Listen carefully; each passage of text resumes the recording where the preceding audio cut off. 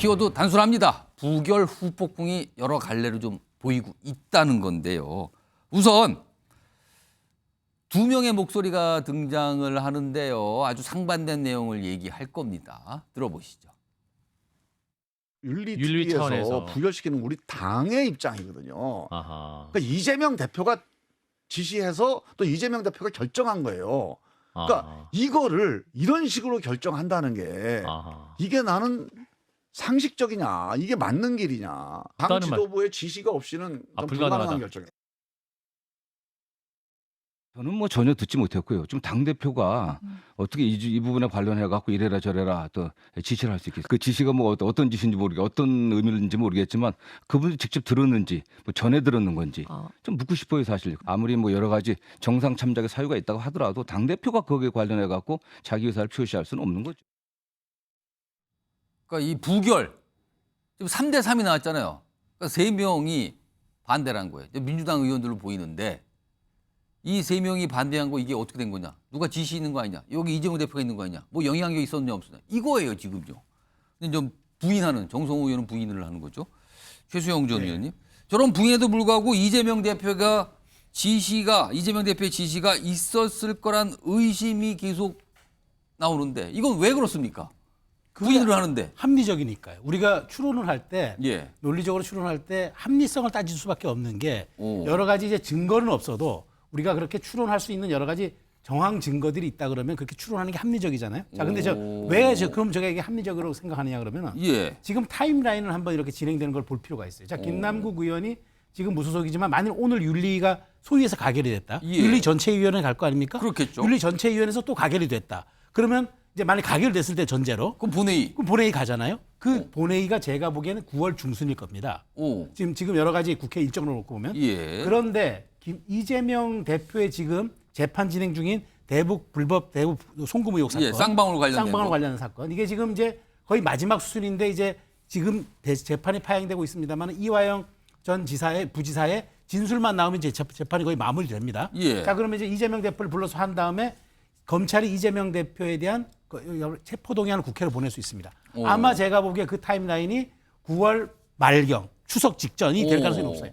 그러면 제가 보기에는 이제 김남국 의원에 대한 제명 결의안과 이재명 대표에 대한 체포동의안이 거의 비슷한 시기에 국회로 올라갈 가능성이 있습니다. 오. 자, 그러면 이게 이 두 가지가 맞물려서 가죠. 자, 그러면 이거는 어떤 결과가 나오든 간에 가결되면 가결된 대로, 부결되면 부결된 대로, 또 이제 김남국 의원도 제명이 가결된 대로 아니면 부결된 대로 예. 이 후폭풍 어마어마할 겁니다. 자, 그러면 이재명 대표가 이건 직접적으로 연관되고 있고 연동되어 있는 사안이기 때문에 저는 이걸 사전 제거했다. 이 리스크를 사전에 제거했다. 이재명 대표가 지금 정성호 의원 말대로 증거 있냐? 이재명 대표가 어떻게 지시했겠냐라고 예. 하는데 우리가 우회적 전달 혹은 암묵적 동의 이런 것들이 정치적으로 많이 있어요. 그래서 저는 저렇게 직접 증거가 없기 때문에 지시한 적이 없다라는 말은 그거는 제가 보기에 좀 설득력이 떨어지고 그래서 저는 이것을 미리 예상한 이재명 대표가 단식과는 별개로 지뢰 제거를 저는 했다고 보는 거예요.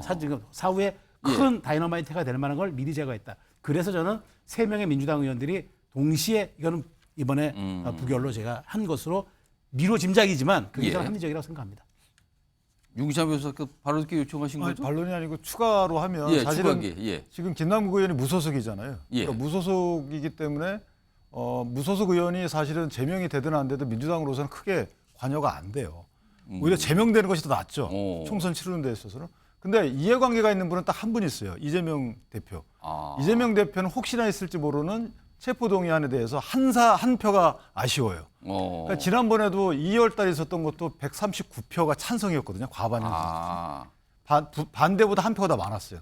그러니까 만약에 이게 부결되려면 한 표가 아쉬운 마당에 표 하나가 그렇죠. 아쉬운데 제명이 돼버리면 그럼 김남국 의원은 확실한 부결표인데 그래서 아마 이해관계 있는 분은 이재명 대표이기 때문에 이재명 대표가 의심을 받을 수밖에 없는 상황이다 그렇게 생각합니다. 일단 추론이에요.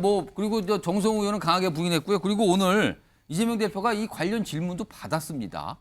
근데 똑 부러지는 답은 아닌 것 같긴 한데 아무튼 질문을 받고 내놓은 설명이 있었어요. 들어보시죠. 정치인은 국민에 대해서 무한 책임을 져야 합니다.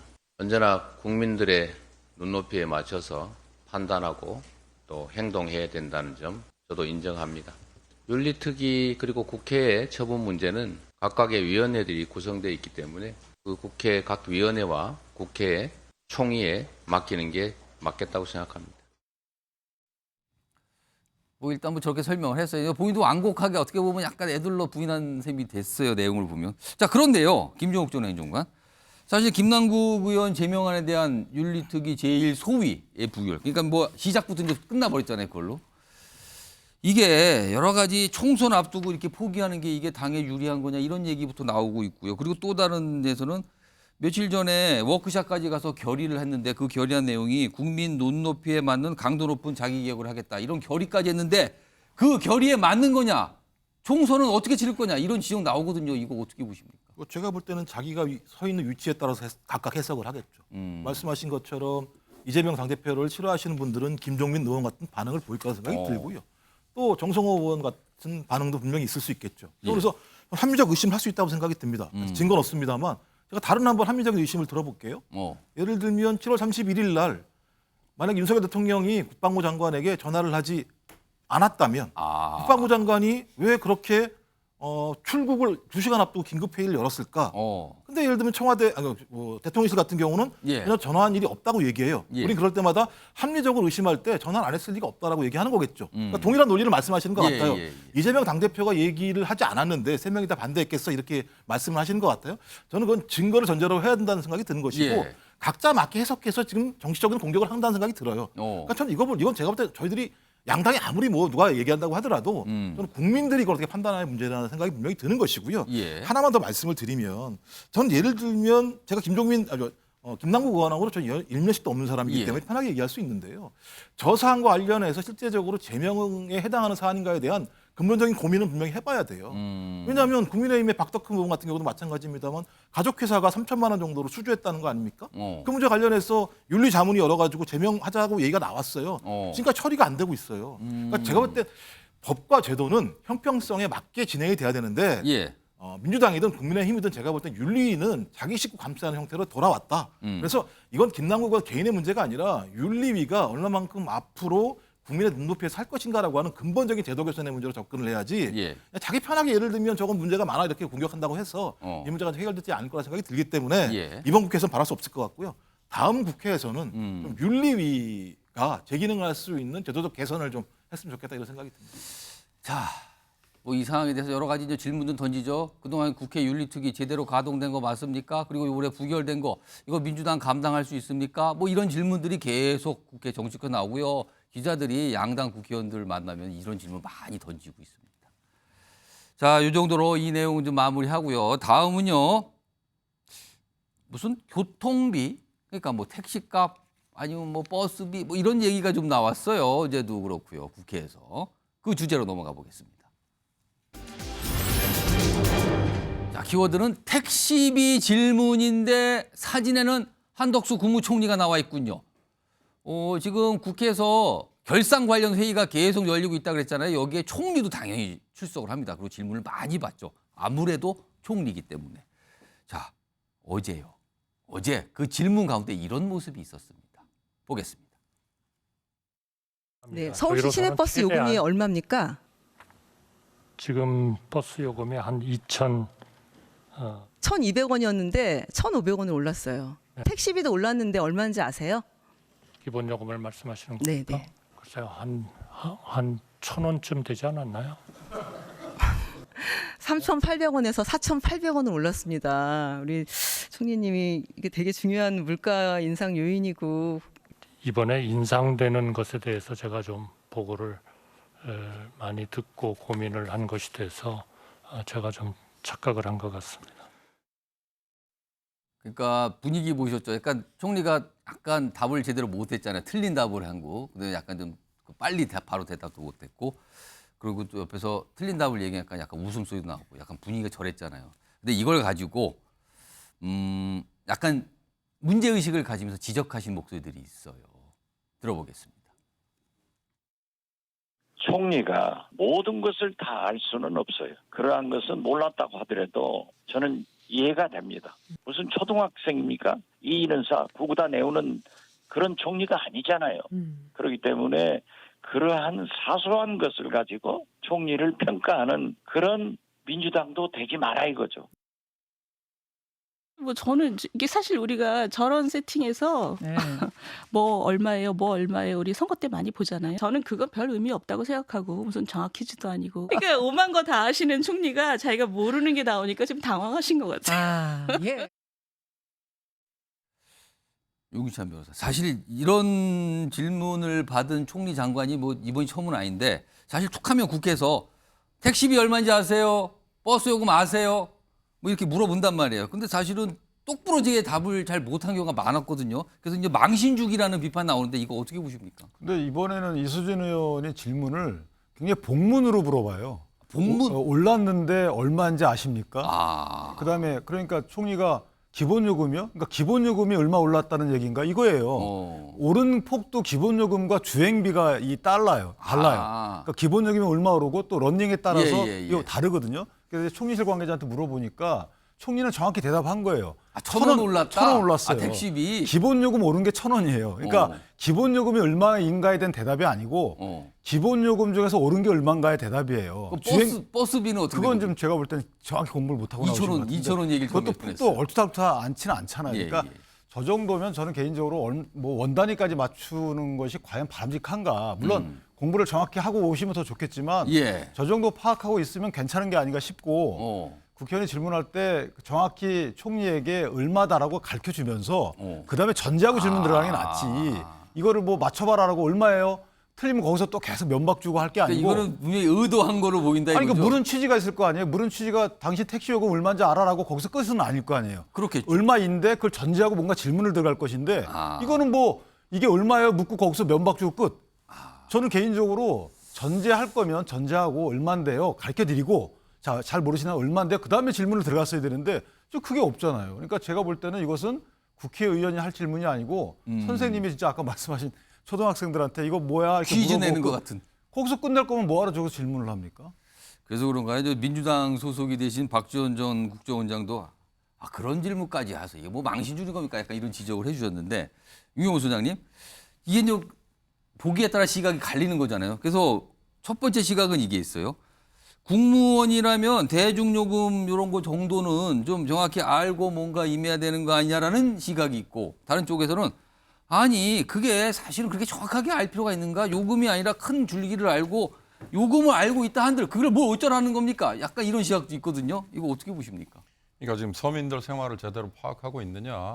뭐 택시가 서민 대중교통 수단인지는 모르지만 예를 들어서 최근에 식당 물가 엄청나게 올랐다고 하는데 상추 한 단에 얼마 하는지 아세요? 뭐 이런 거하고 비슷한 질문이라면 그럼 모를 수도 있고 알 수도 있고라고 하는 생각도 들어요. 그러니까 전형적으로 달을 가리키는데 손가락 끝에 있는 뭐 때 묻었다 이거 가지고 싸우는 거 이제 그만해야죠. 본질이 흐려집니다. 아까 저는 윤기찬 변호사의 지적 연결해서 똑같은 얘기 하고 싶은데 예결위에서 결산 때문에 저 얘기 꺼냈잖아요. 그렇습니다. 그러면 서울시의 시내버스 요금을 올림으로써 중앙정부 또는 지방정부가 얼마나 세금에서 보전을 해주느냐. 앞으로 그러면 또 그런 요인이 얼마나 더 생길 수 있느냐. 그러네요. 그렇게 생기겠네요. 이런 것들이 얘기가 이어져서 그렇다면 더 올려야 된다든지 아니면 서민들을 위해서는 그들을 위해서 뭐 쿠폰을 발행하는데 정부 예산을 따로 써야 된다든지 너무 올린 거 아닙니까라든가 뭐 이렇게 그런 식의 얘기가 뒤따라 가줘야 총리에게 택시 요금이 얼마인지 버스 요금이 얼마인지에 대해서 묻는 게 의미가 생기는 거지. 택시 요금이 얼마인지 버스 요금이 얼마인지 사실 따지고 보면 지금 요즘 대부분 다 카드 쓰잖아요. 기억을 못 하신 분이 많아요. 정확하게 얼마인지. 제대로 얼마가 지출이 됐는지 기본 요금은 얼마인지를 아마 모르는 분들 많을 거예요. 환승도 하시니까 그럼 따져보면 이게 얼마인지는 복잡해지죠. 그렇습니다. 지하철 요금이 1,250원인지 1,350원인지 버스 요금이 1,200원에서 1,500원으로 300원 올랐다고 하지만 이거 뉴스에서 보고 돌아서면 잊어버리잖아요. 매일 돈을 내고 다니는 사람이면 모르지만 그렇지 않다면 이거 모르는 거 이건 중요한 게 아니에요. 이 정부가 감세 또는 증세 뭔가 입장을 정했잖아요. 처음에 부자 감세 엄청나게 했고 그 부자 감세로 인해서 덕번개 뭐 특수한 뭐 상이 누구만 있다라고 한다면 그와 또 충돌되는 정책들을 펴는 게 많아요. 이를테면 교통 관련된 도로 이용료 이런 것들을 막 깎아주잖아요. 인천공항 가는 통행료를 뭐 깎아준다 그러고 예를 들어서 이번에 추석 연휴 10월 2일 임시공휴일 지정하고 전국의 고속도로 통행료 다 또 면제 준다 그러지 않습니까? 이건 물론 좋아요. 관광 또는 뭐 소비 활성화. 그런데 그로 인해서 생길 수 있는 세수 결손은 어떻게 대책을 강구할 거냐. 이런 얘기들이 뒤따라 줘야 된다. 그래야 의미가 있는 거다 생각이 듭니다. 그러니까 손가락으로 분명히 뭔가를 가리키면서 내용을 따지고 질문하는데 손가락만 보이는 거 아니냐. 뭐 약간 이런 비유를 해주셨어요. 그런데요, 이 국회의원도 그렇고요, 아니면 약간 대선 주자급도 그렇고요. 과거에 이런 교통비 관련된 거 아니면 대중교통을 이용하는 문제 등등등 때문에 참 정치적으로 힘들었었던 분들이 있어요. 과거 영상 준비된 게 있는데요. 연속적으로 나옵니다. 등장인물들이. 확인해 보겠습니다. 지금 버스 기본 요금이 얼마인지 혹시 알고 계십니까? 카드로 타는데 한 번 탈 때 한 70원 하나요?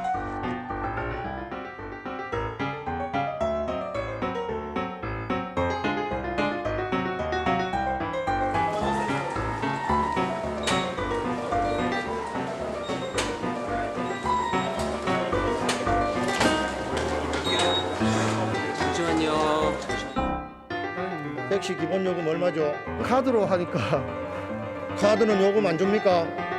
요금을 확인하진 않습니다. 보통 한 1,200원? 지하철 기본 요금 알고 계세요? 교통정책을 담당하실 장관께서 대중교통 기본 요금도 모르고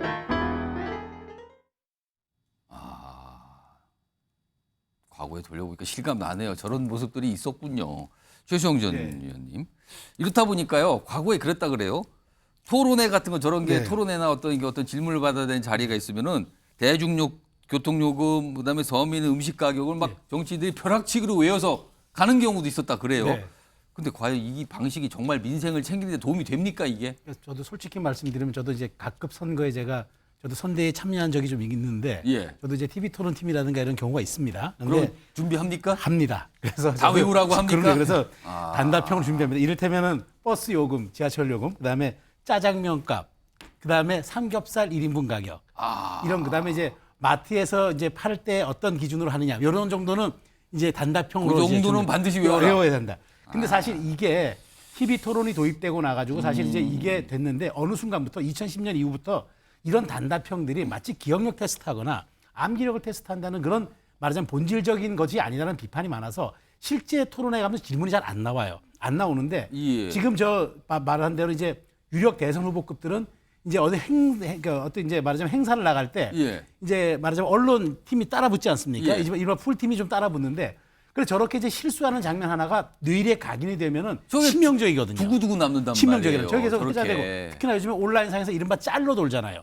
짤로 이렇게 미디어로 돌다 보면 저게 이미지에 치명적 타격을 주니까 저 실수를 한번 하지 않기 위해서 투입되는 노력이 엄청나게 큽니다. 그래서 저는 사실 이런 본질적이지 않은 일종의 어떤 해프닝성일 수 있거나 혹은 작은 단답형 질문들이 사실 그 정치인의 본질을 보거나 그들의 꿈의 크기를 측정하는 건 아니잖아요. 근데 그런 측면에서 놓고 본다면 이런 단답형에 대한 질문들은 윤경호 의원이 좋은 말씀하셨습니다. 본질과 연동되어서 양념으로 들어갔을 때 비로소 이게 빛을 발하는 거지. 이걸 본질로 해서 당신이 이거 기억하면 서민 정치인, 이걸 기억하지 못하면 기득권 정치인. 이렇게 이분법적 프레임으로 가는 것, 이게 저는 정치 후진화를 가져온다고 봐요. 그래서 저도 그렇게 참여할 때마다 좀 자괴감을 느낀 적이 있었어요. 이걸 꼭 이렇게 리스트업을 해야 되나 하는 생각이 있었습니다만은 준비하셨다면서요, 근데. 그러니까 그럴 때 자괴감이 들었습니다. 그래서 저는 앞으로는 정치 선진화를 위해서는 이런 부분들은 조금 우리도 다시 한번 고민하는 그런 계기가 마련돼야지. 준비는 또 할 게 될 겁니다. 그럼에도 불구하고 혹시라도 실수를 방지하기 위해서 잘 한번 고민해볼 필요가 있다는 말씀드리고 싶습니다. 김종욱 전 행정관은 어떻게 생각하십니까? 일단 골탕 먹이는 질문도 문제가 있습니다만 이게 무슨 킬러 문항도 아니잖아요. 킬러 문항은 아니죠. 맨날 나오는 거잖아요. 알아오면 되는 거잖아요. 기본이라는 게 있는 거잖아요. 이건 알 수 있다 이거는. 우리가 공부할 때 기본이라는 거 공부하고 오는 거잖아요. 그리고 이거 갖다가 시장에서 가격이 형성되는 게 아니잖아요. 이건 정해진 정찰제다. 정부가 하는 거잖아요. 정부가 결정을 하면 정부가 결정한 내용 때문에 저같이 예를 들면 대중교통 이용하는 사람들은 하루에 꼭 2번씩 봐야 돼요. 얼마가 나오는지. 예. 그럼 1,200원과 1,500원 차이가 크죠. 그러면 그걸 보면서 누굴 욕하겠습니까? 이놈의 정부 이렇게 가격을 올려. 당연히 이런 욕이 나올 수밖에 없어요. 예. 그러면 당연히 정부는 거기에 대해서 이러이러한 설명을 해야 되는 거죠. 예. 저는 이 부분과 관련해서는 설명이 부족한 측면이 있는 것이고 또 하나는 이 정부가 경제를 잘 운영했으면 이런 거 관련해서 오히려 제가 볼 때는 야당이 욕을 얻어먹겠죠. 조사를 해보면 경제성장률 1.4%밖에 안 됩니다. 예. 그다음에 2022년 5월달 취임하면서부터 올해까지 무역 적자가 마이너스 620억 불이에요. 올해 1월부터 7월달까지 수출액 중국 마이너스 26%. 그다음에 한일 관계 개선을 했는데 마이너스 10.4%예요. 그러니까 경제를 이렇게 못하는 상황에 물가까지 올라가니까 제가 볼 때 이수진 의원의 질문 방식이 골탕 먹이는 방식입니다만 잘하세요. 잘하시면 오히려 이수진 의원이 더 욕을 얻어먹을 겁니다. 이럴 때 장관들이나 총리가 있으면 옆에서 이렇게 보좌진하고 같이 오는 경우인데 보좌진이 그냥 급하게 메모를 해서 이렇게 주고 뭐 그러는 건가요? 그럴 때 무슨 가끔씩 나타나는데 그런 걸로 또 보이기도 하네요. 보니까요.